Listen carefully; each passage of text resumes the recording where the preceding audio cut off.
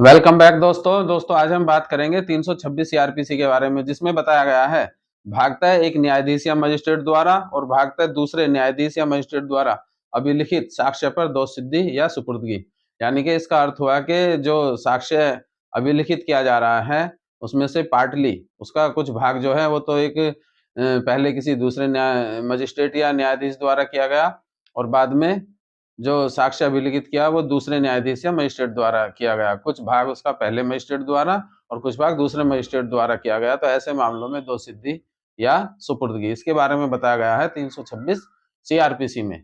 तो 326 सीआरपीसी का सब क्लोज 1 कहता है कि जब कभी जांच या विचारण में साक्ष्य को पूर्णतः या भागतः सुनने और अभिलिखित करने के पश्चात कोई न्यायाधीश या मजिस्ट्रेट जिसको उसमें अधिकारिता नहीं है और कोई अन्य न्यायाधीश या मजिस्ट्रेट जिसको उसमें अधिकारिता है और अधिकारिता का प्रयोग कर सकता है, तो अन्य न्यायाधीश या मजिस्ट्रेट जो है वह पहले वाले न्यायाधीश या मजिस्ट्रेट का उत्तरवर्ती हो जाएगा। यानी कि उसमें जो पहला न्यायाधीश या मजिस्ट्रेट था उसको जो साक्ष्य पूर्णतः या भागतः सुनने के पश्चात उसको लगता है कि उसमें उसको अधिकारिता नहीं है, वह अपनी अधिकारिता प्रयोग नहीं कर सकता, और अन्य न्यायाधीश या मजिस्ट्रेट है जिसको अधिकारिता है वह उसमें अपनी अधिकारिता का प्रयोग कर सकता है। तो जो बाद वाला मजिस्ट्रेट या न्यायाधीश है वह पहले वाले न्यायाधीश या मजिस्ट्रेट का उत्तरवर्ती हो जाएगा, और जो उत्तरवर्ती न्यायाधीश या मजिस्ट्रेट है वह उत्तरवर्ती न्यायाधीश या मजिस्ट्रेट जो है वह पूर्ववर्ती द्वारा अभिलिखित या भागतः पूर्ववर्ती द्वारा अभिलिखित और भागतः अपने द्वारा अभिलिखित जो साक्ष्य है उस पर कार्य कर सकता है। यानी कि या तो भागतः पहला जो न्यायाधीश मजिस्ट्रेट था उसके जो उसने साक्ष्य अभिलिखित किया, या कुछ भाग उसका पहले वाले मजिस्ट्रेट या न्यायाधीश ने किया अभिलिखित, और कुछ भाग जो उत्तरवर्ती मजिस्ट्रेट या न्यायाधीश है उसने अभिलिखित किया। तो ऐसे मामले में वह कार्रवाई कर सकता है। अब दोस्तों इसका है प्रोवाइडेड। सब क्लोज 1 का प्रोवाइडेड बताता है कि उत्तरवर्ती न्यायाधीश या मजिस्ट्रेट जो है उत्तरवर्ती न्यायाधीश या मजिस्ट्रेट की राय है कि अतिरिक्त परीक्षा की जानी न्यायहित में आवश्यक है तो वह साक्षी को पुनः बुला सकता है, अतिरिक्त परीक्षा कर सकता है, प्रति परीक्षा कर सकता है, और पुनः परीक्षा यदि कोई हो जैसी वह अनुज्ञात करे तो कर सकता है। और ऐसा सब करने के पश्चात जो है साक्षी को उन्मोचित कर दिया जाएगा।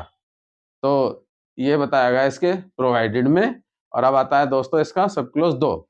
सब क्लोज 2 बात करता है कि जब कोई मामला इस संहिता के अधीन ट्रांसफर किया जाता है, यानी कि जो पूर्ववर्ती मजिस्ट्रेट या न्यायाधीश हैं उनके द्वारा उत्तरवर्ती न्यायाधीश या मजिस्ट्रेट को अंतरित किया जाता है। उपधारा 1 के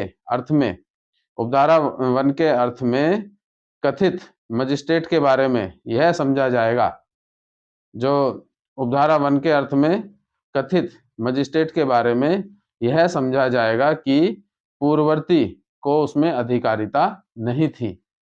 तो उपधारा 1 के संबंध में पूर्ववर्ती मजिस्ट्रेट या न्यायाधीश जो भी है उसके बारे में समझा जाएगा कि उसको अधिकारिता नहीं थी, और जो बाद वाला मजिस्ट्रेट या न्यायाधीश है वह पूर्ववर्ती मजिस्ट्रेट या न्यायाधीश का उत्तरवर्ती हो जाएगा। तो यह बताया गया है दोस्तों सब क्लोज 2 में।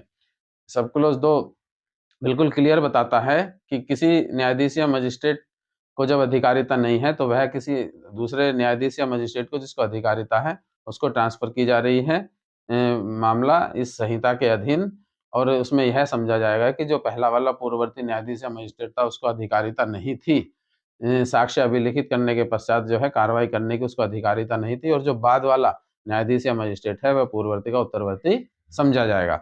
अब आता है दोस्तों इसका सब क्लोज 3। सब क्लोज 3 बताता है कि इस धारा की कोई बात संक्षिप्त विचारणों को या फिर 322 सीआरपीसी हम पहले पढ़ चुके हैं, उसमें बताया गया है 322 सीआरपीसी में कि जब किसी मजिस्ट्रेट को किसी मामले का निपटारा करने की शक्ति नहीं होती तो वह उसमें कार्रवाई रोक देगा और उसको जो है सीजेएम के पास भेज दिया जाएगा। और 325 सीआरपीसी के संबंध में भी बताता है। 325 सीआरपीसी में बताया गया था कि 325 में बताया गया है दोस्तों कि जब प्रक्रिया मजिस्ट्रेट पर्याप्त कठोर दंड नहीं दे सकता, तो इसमें सब क्लोज 3 बात करता है कि एक तो संक्षिप्त विचारण 322 सीआरपीसी और 325 सीआरपीसी को इस धारा की कोई बात लागू नहीं होगी।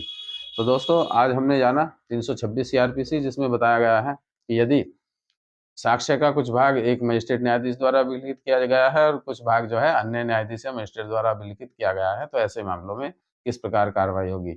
और दोस्तों आज के लिए इतना ही, और आपसे रिक्वेस्ट है, यदि आपने हमारे चैनल को सब्सक्राइब नहीं किया तो प्लीज़ चैनल को सब्सक्राइब कीजिए, और दोस्तों कमेंट करके ज़रूर बताइए आपको वीडियो कैसी लगी। और आपसे मुलाकात होगी नेक्स्ट वीडियो में, तब तक के लिए नमस्कार।